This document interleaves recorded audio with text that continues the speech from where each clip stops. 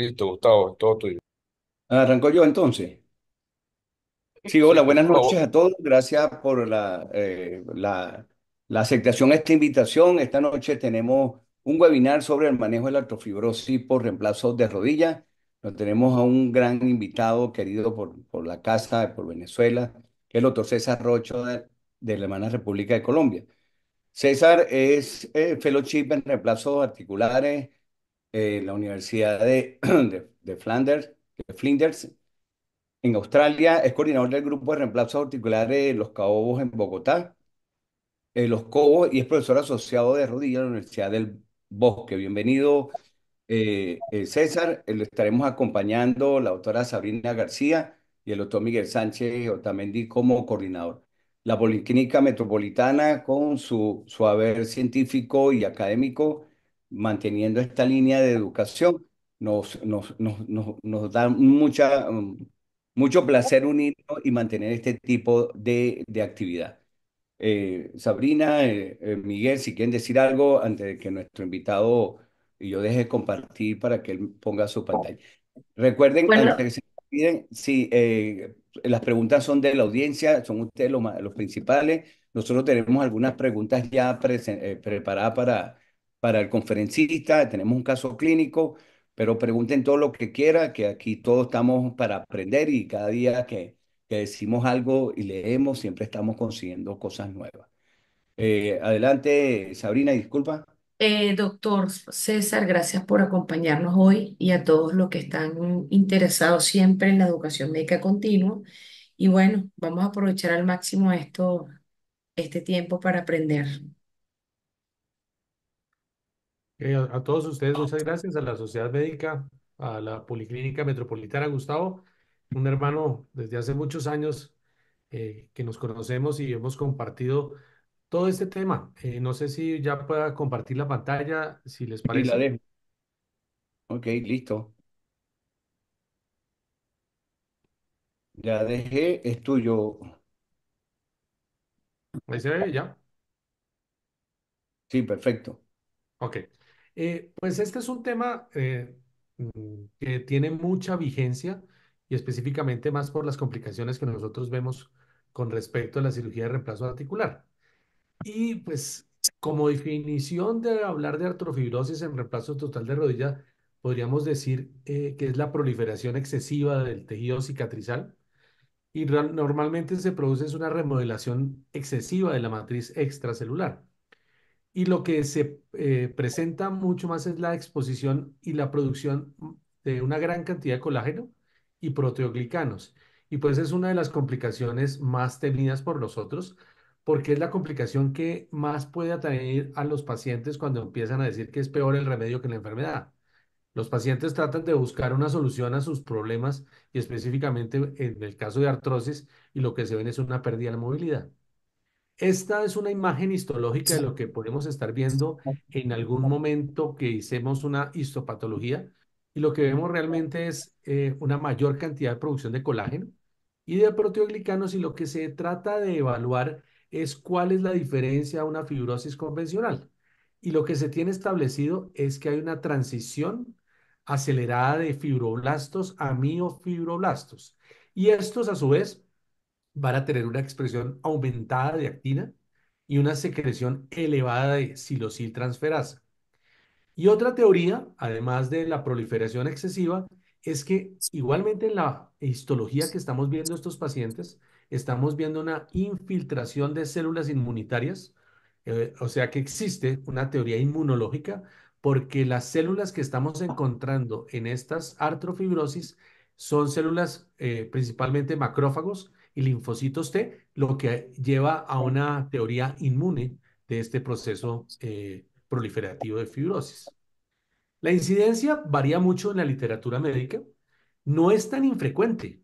Realmente la presencia de herencias en la rodilla que puedan ser sí o no sintomáticas puede variar del 0,56%, pero se están viendo publicaciones que pueden presentarse adherencias que vayan a ser sintomáticas entre el 3 y el 10% de todos los reemplazos articulares. Y a su vez, la representación que tiene la artrofibrosis en el global de revisiones de reemplazo total de rodilla es del 5%. ¿Hay factores de riesgo? Sí, claramente hay factores de riesgo. La edad es uno de los factores de riesgo. Entre más joven el paciente va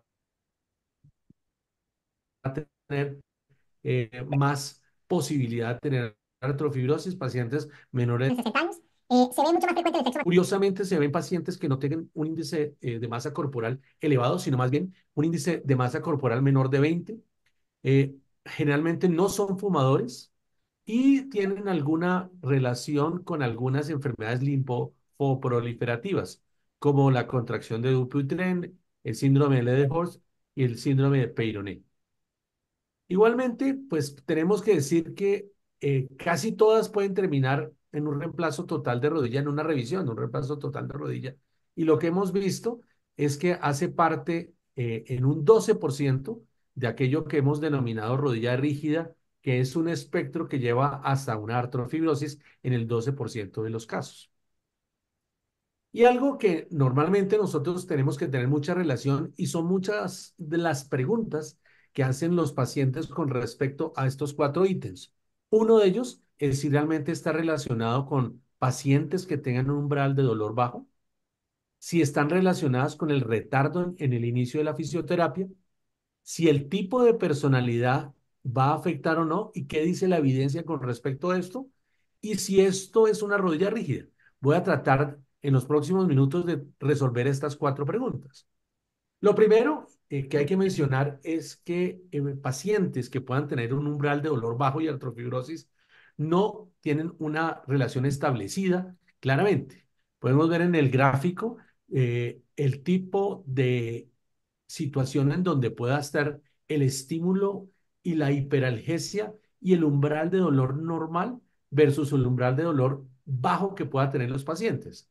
Y los estudios no muestran una relación de causalidad específica, pero sí podrían decir que algunos estudios sugieren una sensibilización al dolor en estos pacientes.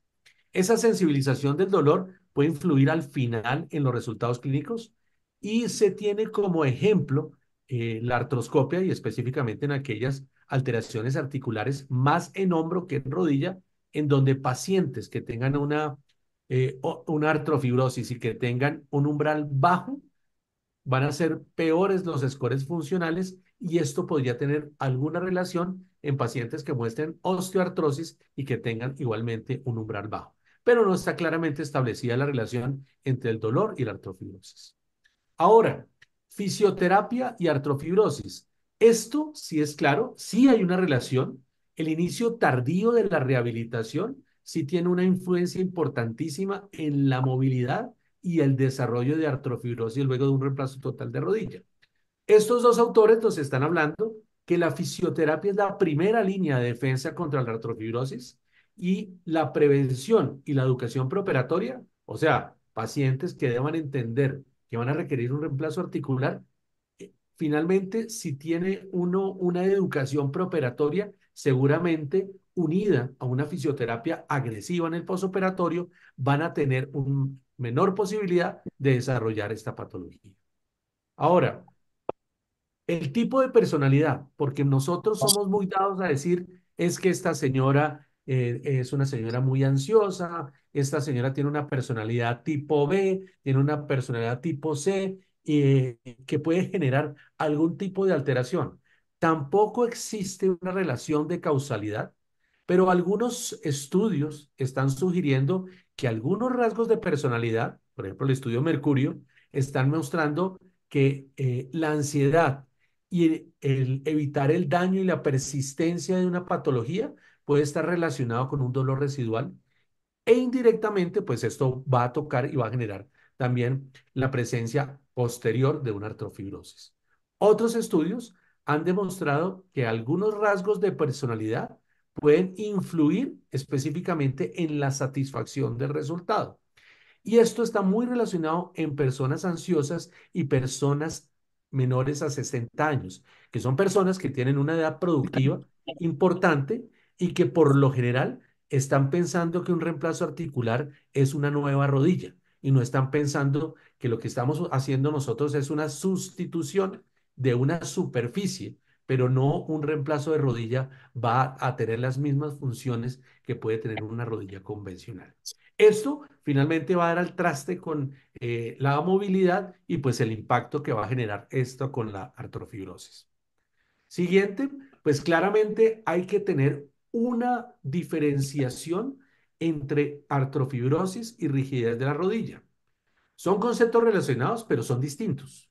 O sea, la artrofibrosis, ya sabemos, es una condición patológica con una formación excesiva de tejido fibroso, una restricción significativa de la movilidad, que es la razón por la cual los consultan los pacientes, tiene una respuesta inflamatoria exagerada y una proliferación clara del tejido conectivo. A diferencia de una rodilla rígida, que como síntoma de puede presentarse como síntoma de varias condiciones, incluida la artrofibrosis. La rigidez de la rodilla puede ser multifactorial y no necesariamente es la proliferación exagerada de fibroblastos en el tejido cicatrizal. Se puede ver inflamación, puede verse edema, pero está íntimamente relacionado con problemas mecánicos y son problemas intraoperatorios, que generalmente es la sobre dimensión y el tamaño de los implantes y muchas veces el mal alineamiento que finalmente van a generar una rodilla rígida, pero no necesariamente la presencia de artrofibrosis. Entonces podríamos estar diciendo que no toda rodilla es rígida, es artrofibrosis, y la artrofibrosis es una causa muy específica de rigidez. Esto para darle una forma diferente porque el tratamiento se va a enfocar de manera diferente. El manejo, pues, que es la razón por la cual me invitaron, es básicamente tener una estrategia y en la estrategia ya empezamos a mencionarla desde el comienzo, la prevención, que es la estrategia más efectiva, la educación preoperatoria, el realizar algunos ejercicios, educar al paciente para saber a qué se va a atender después de una cirugía y muy seguramente la agresividad, considerando la evolución de los tejidos blandos del paciente, de la fisioterapia posoperatoria y claramente la utilización de antiinflamatorios no esteroideos individualizando al paciente. Entonces, pues claramente vamos a ir desde lo más sencillo hasta lo más complejo. Y lo primero que estamos nosotros viendo es si vamos a hacer manipulaciones bajo anestesia.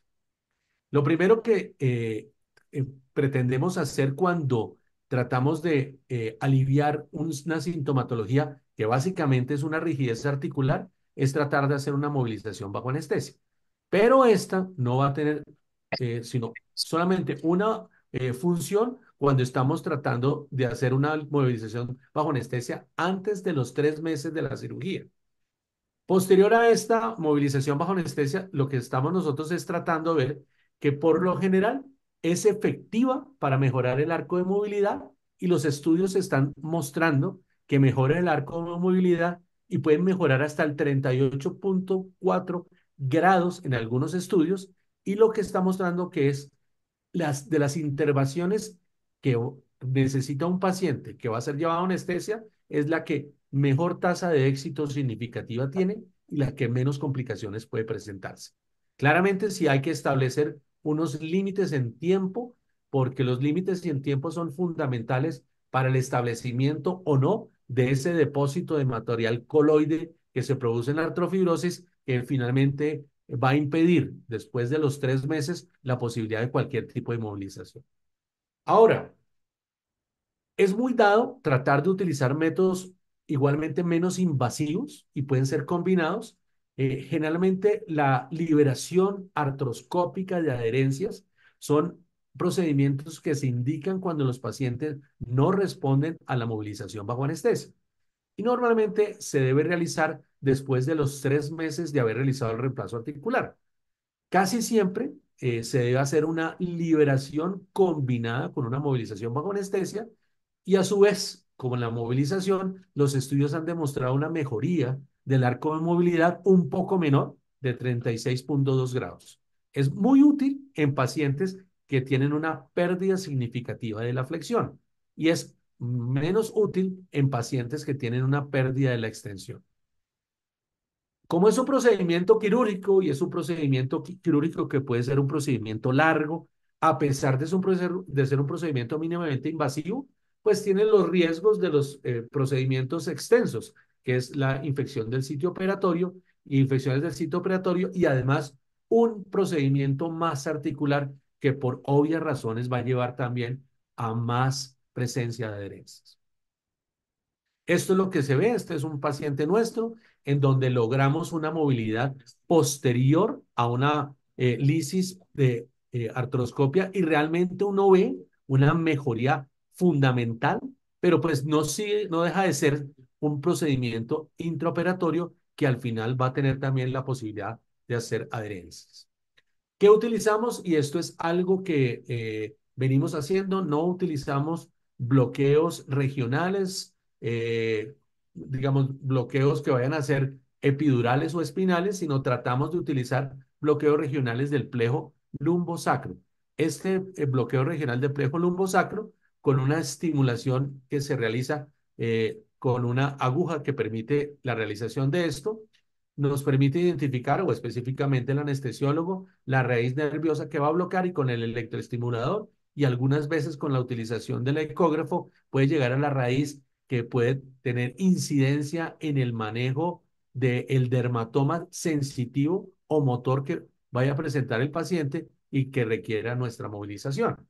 Es así que tanto en artroscopia como o combinada la liberación de adherencias con la movilización bajo anestesia, lo que pretendemos es lograr una extensión completa y una flexión mucho más allá de los 90 grados, que es lo que necesita el paciente para hacer su ABC y le permite para la actividad que pueda tener en las prácticas de la vida diaria.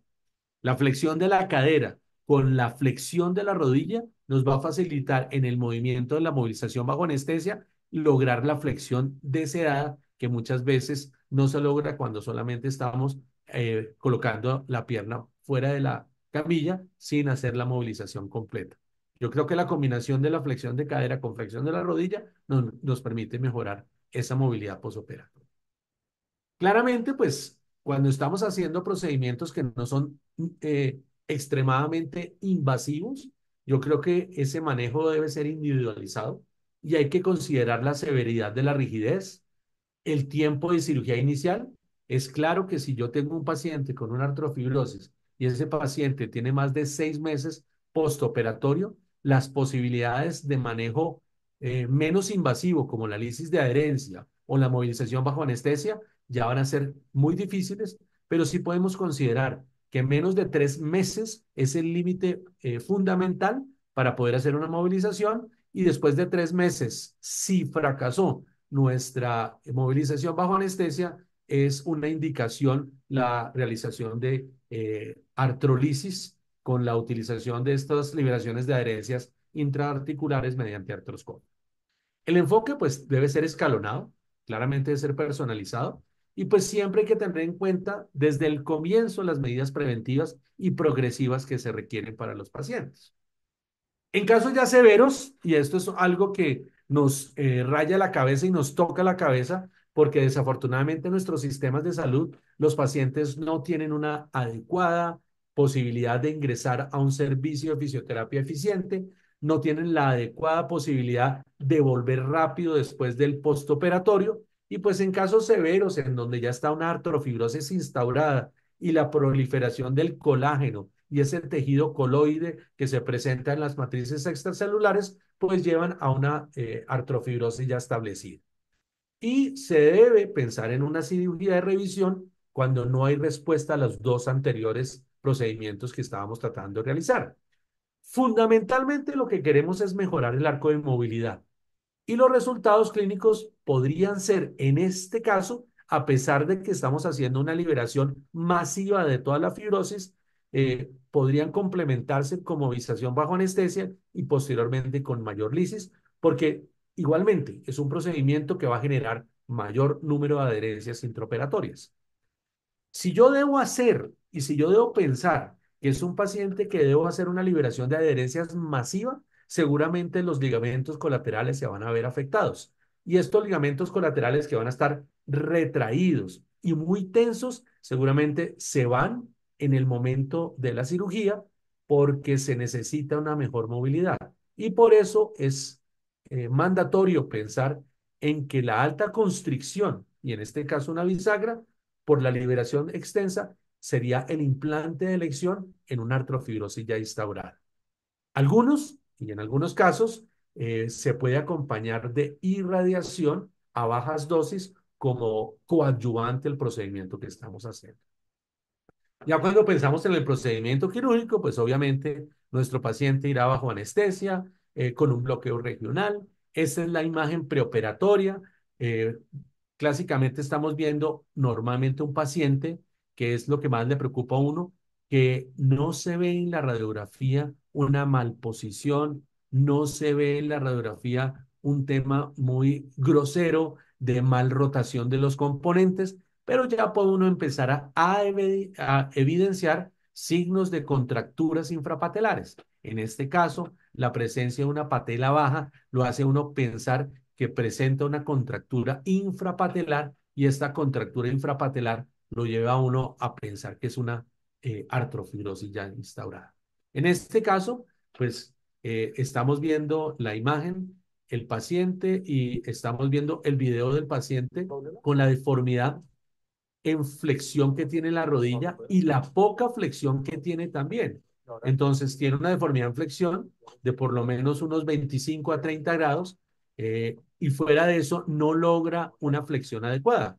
En este caso, los PROMs o los reportes que muestra el paciente, pues son pacientes que no han encontrado una solución a un tema de artrosis que tenía, y pues se requiere una instauración mucho más grande. Y en este caso, pues mire, la liberación exagerada que hacemos en la artrofibrosis. Y aquí estamos liberando cápsula posterior, aquí estamos liberando los ligamentos colaterales.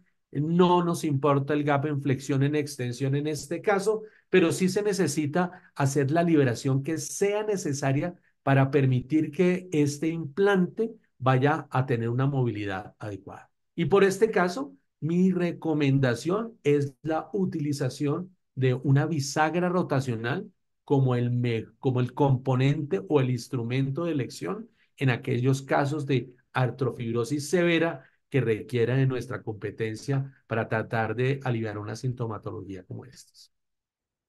Ese es el mismo caso en el postoperatorio. Mire cómo se logra, incluso por el mismo diseño del implante, la hiperextensión, y cómo se logra una flexión que el paciente no tenía.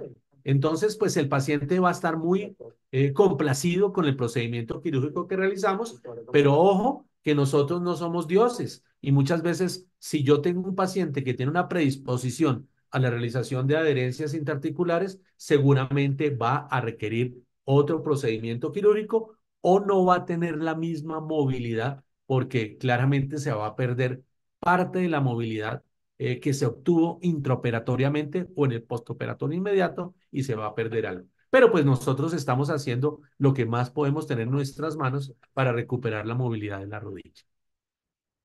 ¿Qué otras alternativas y qué se presenta hoy en día? Y vamos a hablar de prevención, que es realmente la educación preoperatoria y la fisioterapia postoperatoria, que van de la mano. Es explicarle a nuestro paciente y sentarse con el paciente y establecer la movilidad previa y la movilidad que puede perder en el postoperatorio. Y la movilidad preoperatoria es realmente el factor pronóstico para poder establecer la movilidad postoperatoria. Un paciente que tenga una secuela de una cirugía multiligamentaria o la secuela de una fractura interarticular y que tenga un deterioro de la arcomovilidad, claramente nosotros no vamos a poder lograrlo o no vamos a poder mantener esto porque ya tiene una patología previa. El uso de antiinflamatorios no esteroideos cuando ya estamos enfocando a un paciente que muy seguramente va a tener problemas de movilidad. Ese uso de antiinflamatorios no esteroideos aparentemente reduce el riesgo de artrofibrosis y reduce el riesgo de movilización bajo anestesia. Obviamente, sin una contraindicación para el uso de los antiinflamatorios, la utilización prolongada de antiinflamatorios no esteroideos, como usa reumatología a dosis bajas, muy seguramente va a tratar de disminuir la posibilidad de la realización de movilizaciones bajo anestesia y presencia de artrofibrosis. En otros casos, y muy frecuentemente vemos en pacientes con artritis reumatoidea, que tiene ya contracturas capsulares y con alteraciones, ha sido útil la utilización de corticoides orales. Y esto ha servido que para aquellos pacientes que no presenten alteración reumática, esta sea una herramienta para reducción del riesgo de movilización bajo anestesia y reducción del riesgo de artrofibrosis. ¿Qué otras cosas innovadoras estamos teniendo ahorita y que se encuentran en la literatura? Lo que hemos visto es que hay en modelos animales el uso de membranas de colágeno, claramente las estamos utilizando para cirugías artroscópicas, embebidas en celecoxib, han demostrado en modelos animales experimentales la disminución de la proliferación de lisis y adherencias intraoperatorias. Y lo otro es que la administración subcutánea de ketotifeno está también relacionada con una reducción de la severidad de las contracturas articulares y aparentemente en la disminución de la expresión de genes que están asociados a la artrofibrosis. El control de la inflamación y el movimiento temprano pues es vital, es crucial para evitar la pérdida de movilidad y por eso pues ya lo estaba mencionando, las lesiones de alta energía, las lesiones multiligamentarias realmente van a requerir en estos pacientes una movilización y una rehabilitación agresiva. Si yo quisiera darles a ustedes un manejo de lo que normalmente nos estamos realizando aquí en nuestro hospital, es esto, una rigidez post reemplazo total de rodilla, en la cual todavía yo no tengo un diagnóstico, porque no tengo un diagnóstico histológico. Lo primero que tenemos es tratar de ver signos clínicos en radiología y no solamente signos radiográficos, como mostramos ahorita, la presencia de una patela baja, sino tal vez la utilidad de utilizar una tomografía axial computarizada para hacer dos cosas.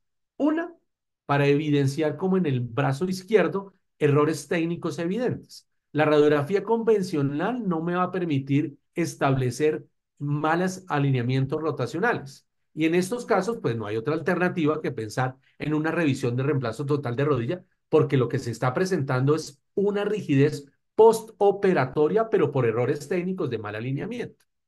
Ahora bien, si ya estamos estableciendo que probablemente no tengamos ningún error técnico de alteraciones groseras en la alineación de los componentes, ya sea en el plano frontal, en el plano sagital o en el plano rotacional, y llevamos menos de 3 meses, podríamos optar por una movilización bajo anestesia y esto puede solucionarnos el problema. Pero si esto nos genera una inaceptable movilidad, seguramente vamos al segundo paso, que también está dentro de los primeros 3 meses o eventualmente 3 meses posteriores igualmente, pero que haya fracasado nuestro armamentario de manejo, pues pensaríamos en la artrolisis artroscópica asociada también a una movilización bajo anestesia. Si tenemos una aceptable movilidad, pues claramente este paciente entra en un régimen postoperatorio de rehabilitación agresiva. Pero si la movilidad es inaceptable y ya vemos que ha agotado dos estadios, movilización bajo anestesia, artrolisis, pues obviamente la revisión del reemplazo total de rodilla con una prótesis de máxima constricción es nuestro manejo de elección. Claramente, ya lo mencionamos, en pacientes en donde ya es difícil establecer un control postoperatorio y ya tengamos más de 6 meses, de un control y que no hemos podido controlar el paciente y ya descartamos una alteración radiológica de la alineación de los componentes, de inmediato nos vamos a la revisión y no vamos a esperar porque ya más de 6 meses la artrofibrosis ya está instaurada. Y el otro brazo, que es el brazo derecho, pues claramente hay que tratar de establecer otras causas de dolor postoperatorio que puedan generar también rigidez articular. Y en estos casos pensar en dolores neuropáticos y claramente hay que tratar de establecer si hay una infección del sitio operatorio, no solo superficial, sino profunda, que también se acompaña con presencia de artrofibrosis, pues el paciente va a requerir y se irá dentro del manejo y el algoritmo de manejo de infección perioperatoria. Esto es lo que les quería comentar. Les agradezco mucho y pues si hay preguntas, pues estaré muy gustoso de responderlas. Muchísimas gracias, doctor. Excelente su exposición, concisa y clara. Bueno, vamos a comenzar a recibir sus inquietudes y preguntas a través del chat. Mientras tanto, Gustavo tiene preparado una Sí, presentación. excelente, de verdad el resumen y de verdad que a veces nosotros nos cuesta entender que artrofibrosis y reyes son diferentes y bueno, y tú has dado una clara explicación de eso.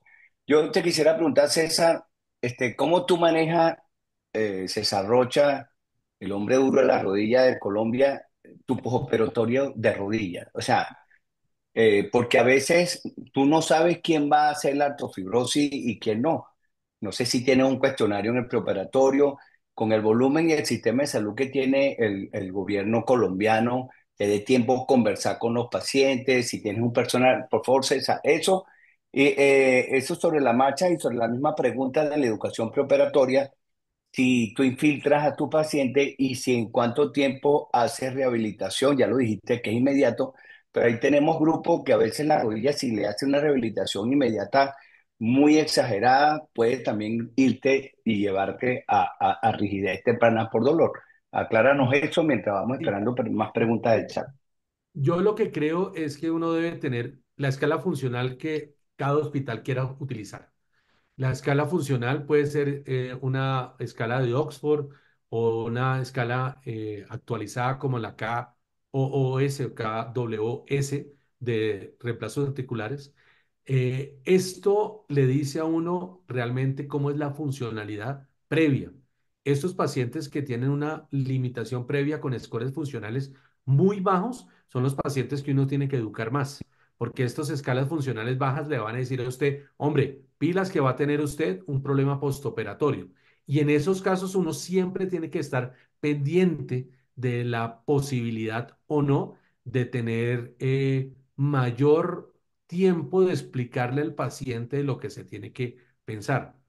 Por lo general, nosotros no utilizamos infiltraciones previas a los procedimientos quirúrgicos porque estas infiltraciones previas a los procedimientos quirúrgicos tienen un índice altísimo de infección perioperatoria. Entonces, uno no debe infiltrar a un paciente y establecer eventualmente alguna prueba para saber si ese paciente va a presenciar o no la artrofibrosis. Entonces, la educación del paciente es absolutamente necesaria y los scores funcionales van a permitirle a uno saber o establecer qué tipo de paciente es el que usted va a tener problemas. Ojo, aquellos pacientes que de entrada tienen deformidades en flexión y poca movilidad son los pacientes en donde uno debe tratar de hacer procedimientos dentro del mismo acto operatorio que le permiten a uno hacer liberaciones más excesivas en el reemplazo primario, porque con seguridad las contracturas capsulares y muchos de aquellos que tienen problemas de flexión que están asociadas a una obliteración del espacio subcuadricipital o en aquellos que tienen deformidad en flexión que van a tener problemas de extensión están relacionadas a alteraciones patelofemorales o contracturas infrapatelares. Entonces, cuando vemos contracturas infrapatelares, siempre tengo que estar viendo la fibrosis que se produce por debajo de la patela y cuando tengo alteraciones de flexión, tengo que estar evaluando la obliteración que se produce en el espacio subcuadricipital. Eso en la mayoría de los pacientes, entonces debemos siempre estar mirando el score, la movilidad y establecer si ese paciente va a estar en riesgo o no de hacer una fibrosis postoperatoria. Y haces infiltración intraoperatoria de analgésicos. Bueno, la infiltración de analgesia sí es uno de los planes postoperatorios que uno se tiene. El paciente puede ser llevado aquí en Colombia, en nuestro hospital, a dos cosas. Uno es el paciente que uno puede tener un bloqueo del canal de los aductores. Cuando tenemos un bloqueo del canal de los aductores, probablemente es absolutamente sensitivo y no motor, y estos pacientes no van a requerir una fórmula magistral de infiltración intraoperatoria como se estableció y como se hace con la solución de Ranagua que establece uno la bupivacaína, la utilización de Pero no clonidina. lo pones no lo pones siempre. De entrada no, y solamente en aquellos pacientes en los cuales no se logra realizar un bloqueo anestésico. En aquellos pacientes que no se logra un bloqueo anestésico, siempre hay que pensar en la infiltración en varias zonas. Primero, una infiltración alrededor de todos los resecciones de los meniscos, del tendón del popliteo y y en la parte que tiene que ver sobre todo alrededor de la grasa de Hoffa, que son zonas en donde están muy dolorosas. Los propioceptores básicamente están en el cuerno anterior y el cuerno posterior de los meniscos y por lo general se produce más dolor en este caso. Ya, hay preguntas en el chat, Miguel o Sí, Sabrina. sí, ya le vamos a hacer preguntas con respecto, aprovechando el doctor de los receptores. Doctora, ¿tiene alguna experiencia con el bloqueo de los geniculares en rodilla? Nosotros en la parte de deportiva, en la parte, los pacientes que presentan retraso para la movilidad por cualquiera de las razones, sin hablar de artrofibrosis, claro, nos ha ido bastante bien para la movilización y el tratamiento ambulatorio de estos pacientes que ya comienzan a perfilarse como un paciente que puede hacer una artrofibrosis. ¿Tiene alguna experiencia con el bloqueo de los geniculares? No, realmente nosotros bloqueamos casi siempre toda la cápsula, no bloqueamos los nervios geniculares. Antiguamente nosotros hacíamos bloqueo 3 en uno, que era el bloqueo femoral, el bloqueo crural y el bloqueo del safeno interno. Pero ante los problemas que se producían de alteración motora, solamente nos quedamos con la sensibilidad. Y dentro de la sensibilidad, los anestesiólogos están realizando realmente el bloqueo a través de ecografía del nervio safeno interno, que es el que nos permite en el calar de los aductores tener el mayor bloqueo sensitivo que pueda tener de la rodilla y pues obviamente la mejoría del dolor. Como lo mencioné, si no hay esa opción, hago la infiltración capsular posterior que ha preconizado Ranawat y que ha tenido modificaciones dependiendo de la escuela. Doctor, una pregunta. En el Sí. score de tratamiento no vi el papel de la ecografía. ¿Qué papel tiene según su criterio y si la usa o no la usa? No la utilizo y no utilizo porque la ecografía uno podría pensar si el paciente requiere eventualmente uno pensar si tiene alguna colección, si tiene un pano sinovial, podría ser útil en estos casos y la gente estaría muy tentada a hacer infiltraciones guiadas por ecografía para manejo de dolor. No nos gusta utilizar en los postoperatorios con rigideces articulares, utilizar infiltraciones para esto. Si yo utilizo la ecografía, básicamente lo utilizo es para tratar de descartar si es por alguna razón una infección por gérmenes de baja virulencia y yo necesite para evitar una punción en seco, el ecógrafo como una medida que me permite llegar a los recesos laterales, al fondo del saco subcuadricipital para obtener la muestra que se requiere para enviarla al laboratorio. Otra Ok, pregunta del panel de... Ah, perdón, Sabrina. no, tranqui. Una pregunta del doctor Rubén Limas. ¿Cómo definir artrofibrosis postoperatoria? ¿De qué depende? La, como lo mencionamos, no todas las rodillas rígidas son artrofibrosis. Dentro de las rodillas rígidas, por lo general, estamos viendo rodillas edematosas, rodillas inflamadas y alguna rodilla que, por lo general, estemos estableciendo que existe algún tipo de alteración en la orientación de los componentes, que finalmente podemos ver no solamente sobredimensión, el famoso overstuffed, que me puede generar alteración no solo en la extensión y la flexión, y esto casi siempre está relacionado por una inadecuada tamaño del componente femoral, componentes femorales sobredimensionados y en aquellos en donde estamos haciendo resurfacing a la patela y el resurfacing de la patela no se hace el corte o la osteotomía en la rótula lo suficientemente amplio y lo que estamos es sobredimensionando la dimensión anteroposterior de esta parte patelofemoral.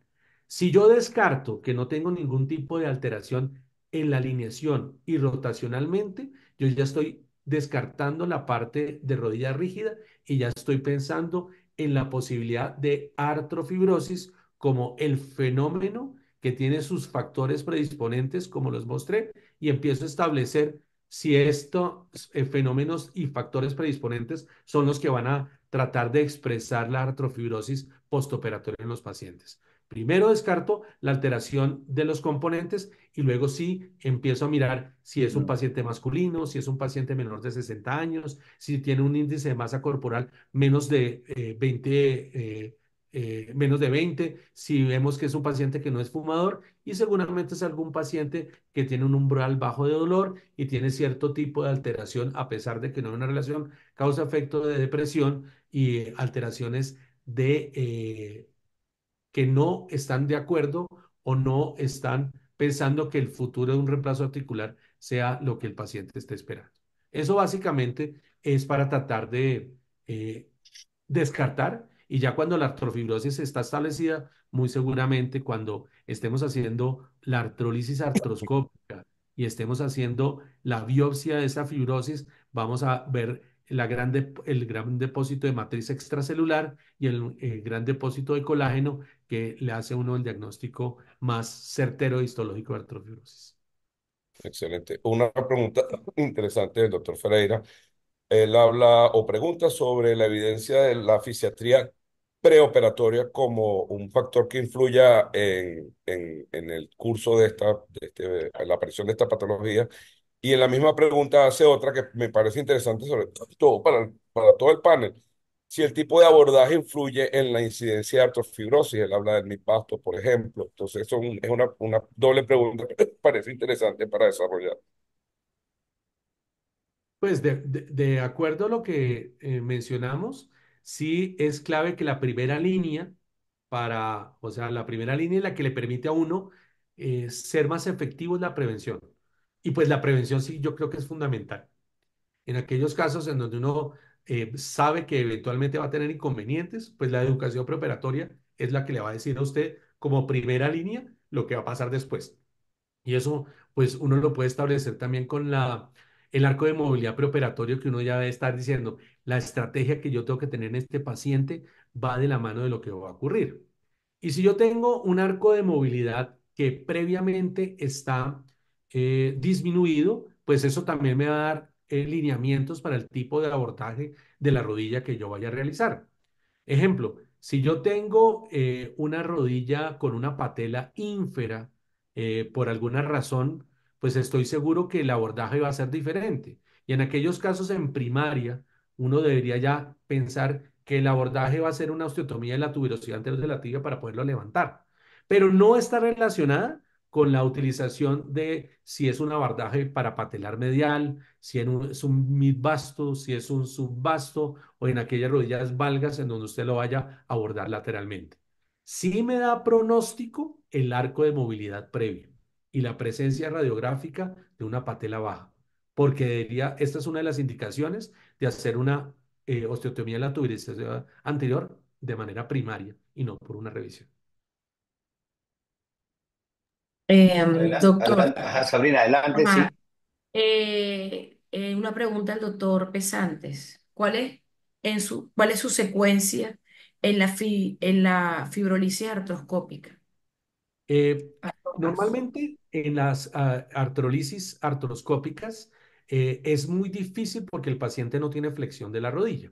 Entonces, lo primero que uno tiene que hacer es hacer su abordaje, estar seguro que yo estoy intraarticular y hacemos los abordajes, seguramente son abordajes el anterolateral y el anteromedial, uno para irrigación y otro para instrumentación y lo primero que tengo que hacer es utilizar un abordaje accesorio, seguramente lateral y supralateral porque este me permite a mí, como es un paciente que no tiene flexión de la rodilla, liberar el fondo de saco subcuadricipital.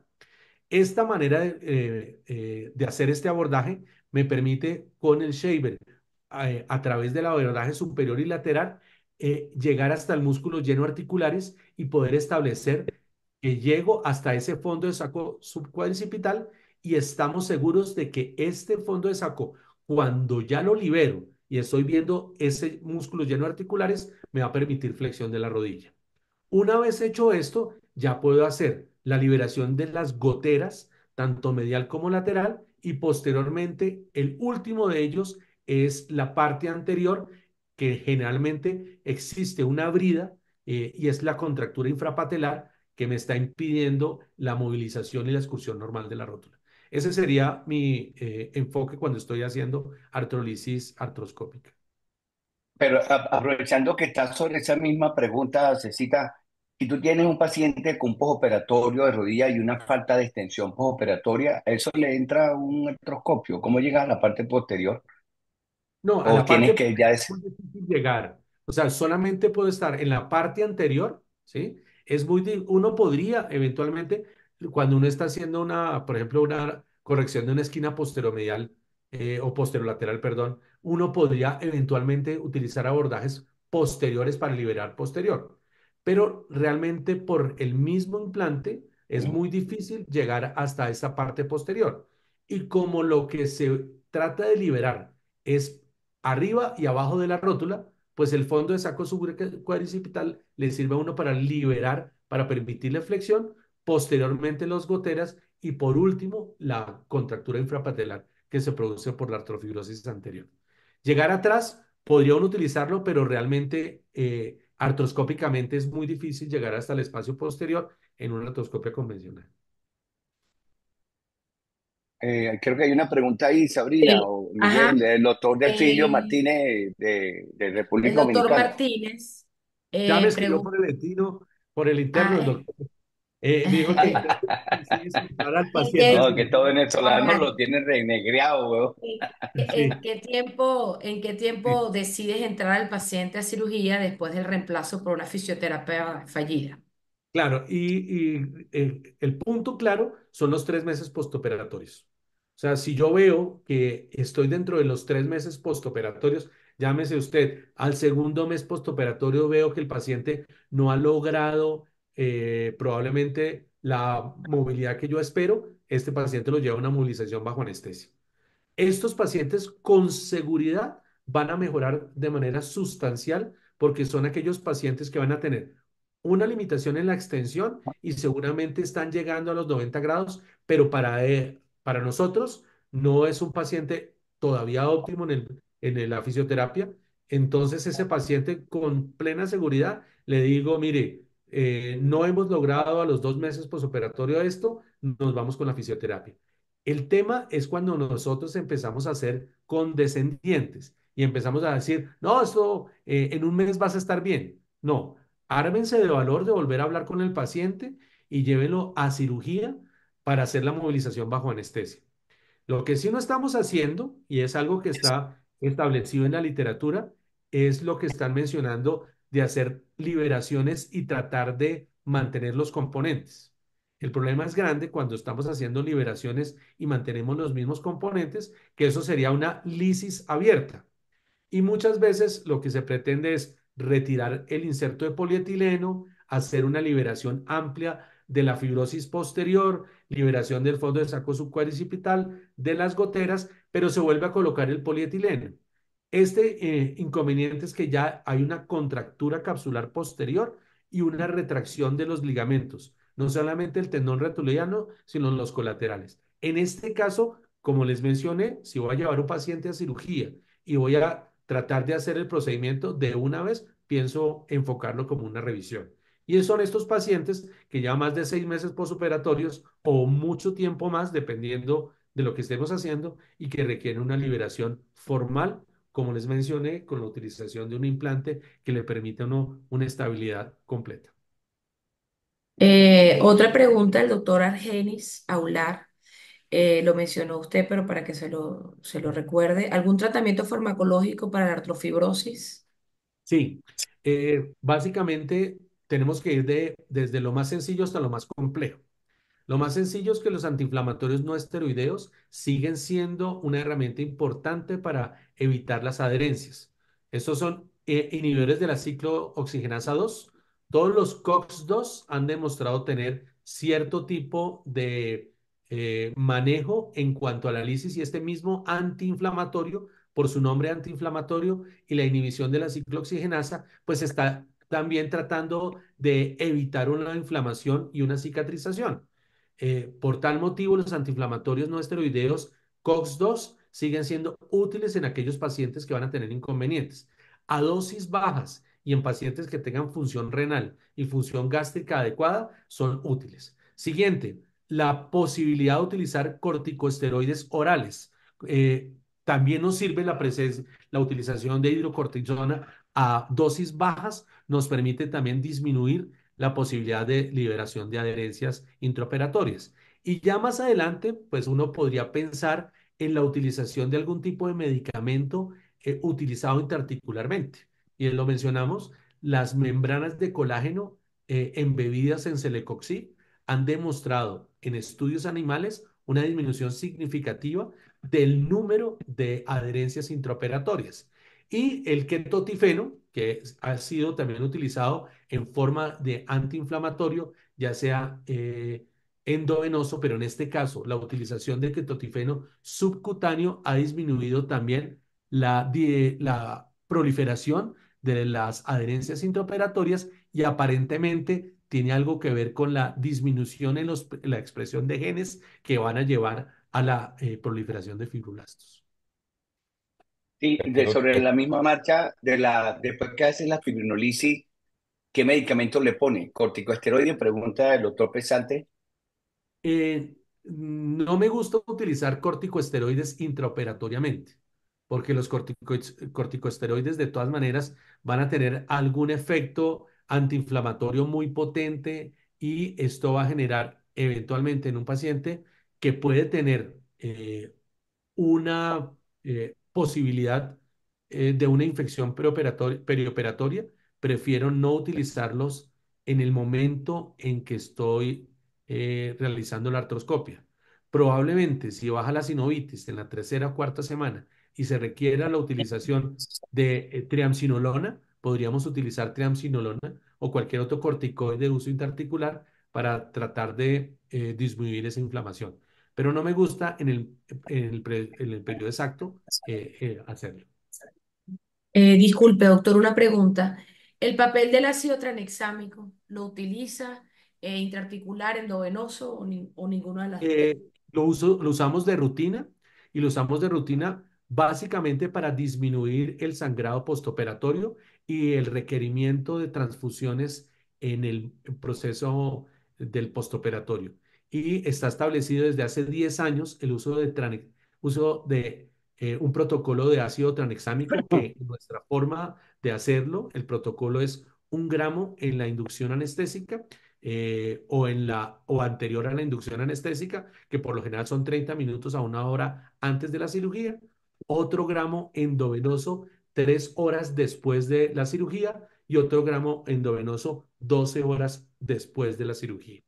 La utilización de ácido Mm, tranexámico de uso tópico es para aquellos pacientes que tienen algún tipo de contraindicación relativa, llámese síndrome de bajo flujo coronario, presencia de estén coronarios que puedan producir un efecto procoagulante en las coronarias. Y ujú. por tal motivo, sí lo utilizaremos de manera tópica, tratando de utilizar en el momento de la segmentación, que es donde necesitamos un lecho que no esté sangrando, utilizamos ácido tranexámico. Otro protocolo en aquellos casos en donde podría pasar igualmente la contraindicación por algún problema coronario es la aplicación de ácido tranexámico como infiltración endovenosa después de haber cerrado la cápsula y después de haber cerrado la piel y el tejido celular subcutáneo, es utilizar de 1 a 3 gramos de ácido tranexámico una vez usted retiró el torniquete, si ya si utiliza un torniquete.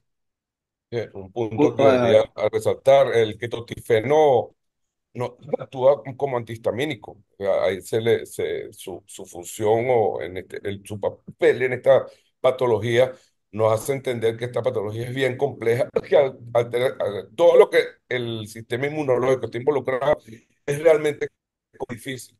Así que las ramas que se utilizan para trabajar las distintas articulaciones, todas apuntan hacia lo mismo, una parte de antiinflamatorio anti, analgésicos y la parte de los moduladores de la inmunología. Claro, sí, Ajá, hay una cosa que, hay una teoría adelante. y es una teoría inmunológica. Esa teoría inmunológica porque es que han tratado también de evaluar si qué células son las que se están presentes. Y lo que estamos viendo nosotros son linfocitos T y macrófagos.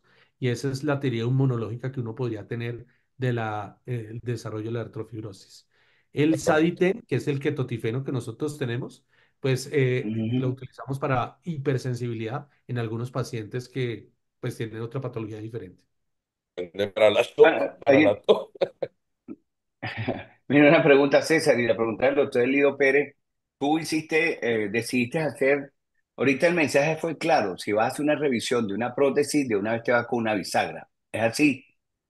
Sí, yo de entrada pienso en una bisagra.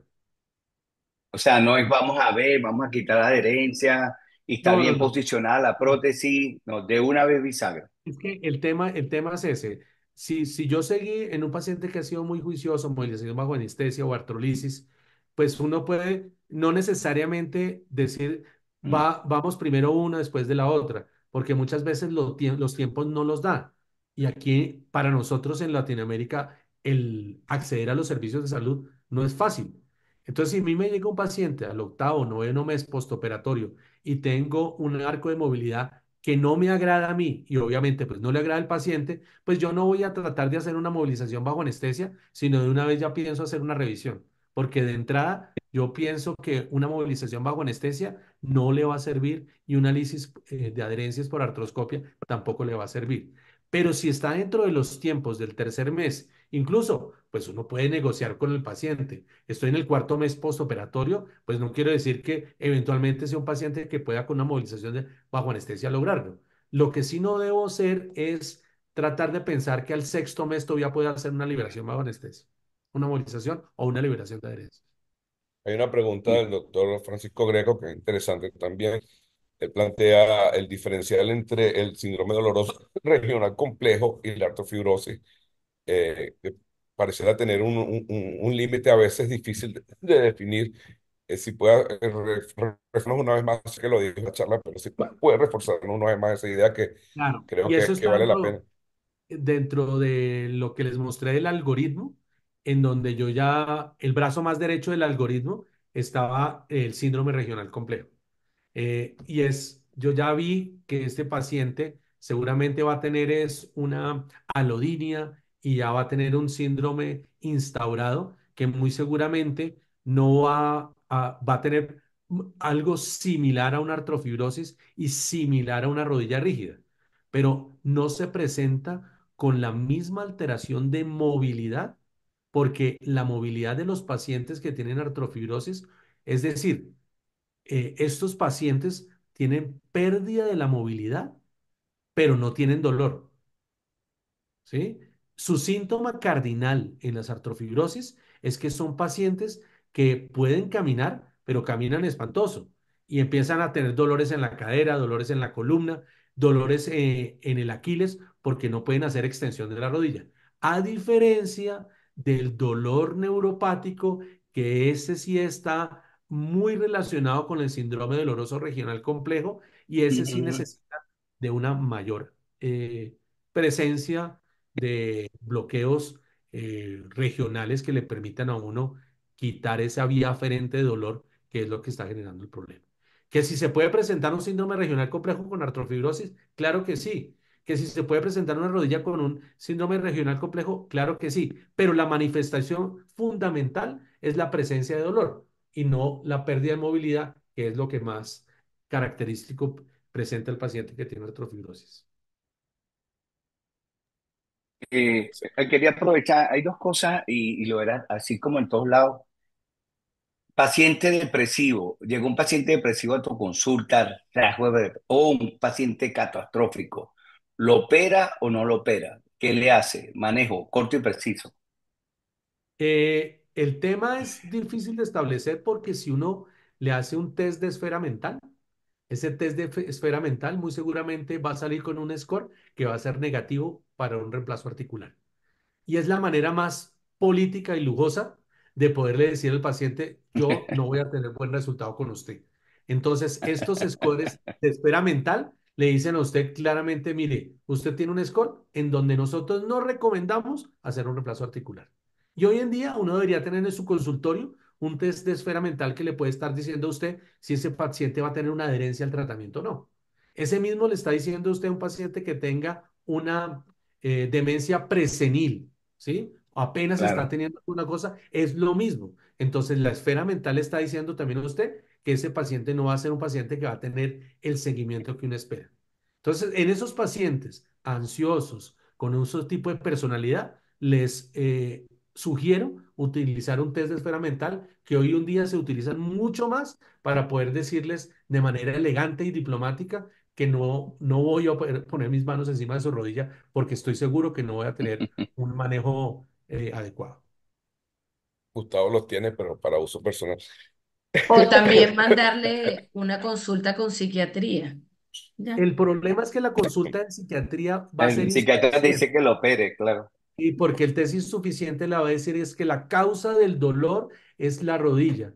Y entonces uno se mete es en un berenjenal, decimos acá, porque entonces ponemos a poner a discutir dos especializaciones, porque uno le dice que la causa realmente del dolor es el problema en la rodilla. Pero si es un paciente que tiene una alteración de alguna manera, de algún tipo de personalidad, pues ese es el paciente que no le va a ir bien a usted.